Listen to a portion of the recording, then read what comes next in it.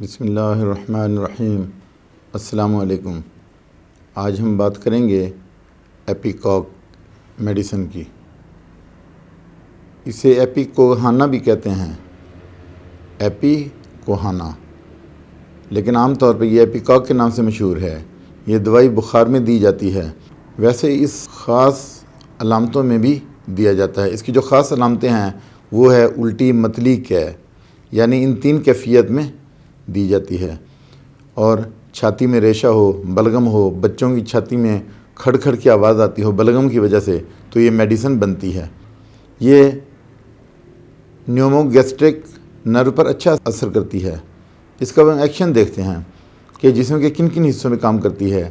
Acute disease میں بہترین medicine ہے، یعنی اگر الٹی کی کیفیت خطرناک حد تک ہو جائے، یعنی معدے میں جو جائے واپس آ جائے، اس دوائی کو لنگز اور ریسپائریٹری سسٹم کے لیے بھی استعمال کیا جاتا ہے، یعنی سانس لینے میں دشواری ہو، ریسپائریٹری سسٹم کے تحت بھی اس کو دیا جاتا ہے۔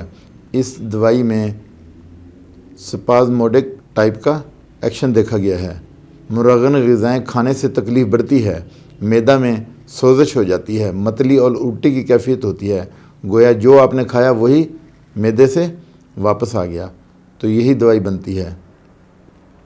اصل میں اس بیماری کی جو علامات ہیں وہ یہ ہیں کہ یہ استھما میں دی جاتی ہے، اور سوفوکیٹنگ کف ہو اس میں دی جاتی ہے، اور ویزلنگ ٹائپ کف ہو اس میں دی جاتی ہے۔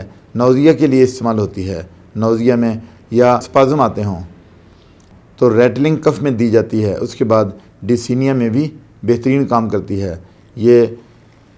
اس کی ایک علامت یہ بھی ہے کہ پیشنٹ کو تیز تیز سانس آ رہی ہو، یا ریسٹلیس ہو، یا اس کی بریتھ سلو ہو، تو یہ میڈیسن کام آتی ہے۔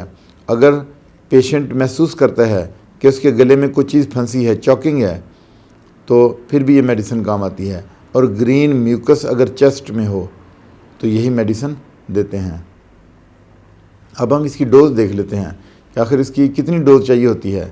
تو عام طور پہ یہ کوئی بھی میڈیسن ہے اس کو 30 پوٹینسی میں دیا جانا چاہیے، اور اس کو ہائی پوٹینسی میں دینے سے گریز کرنا چاہیے۔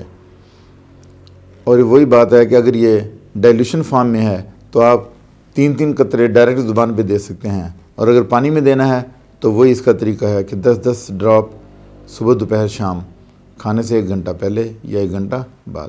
اس کے ساتھ ہی آپ سے اجازت چاہتا ہوں۔ اللہ حافظ۔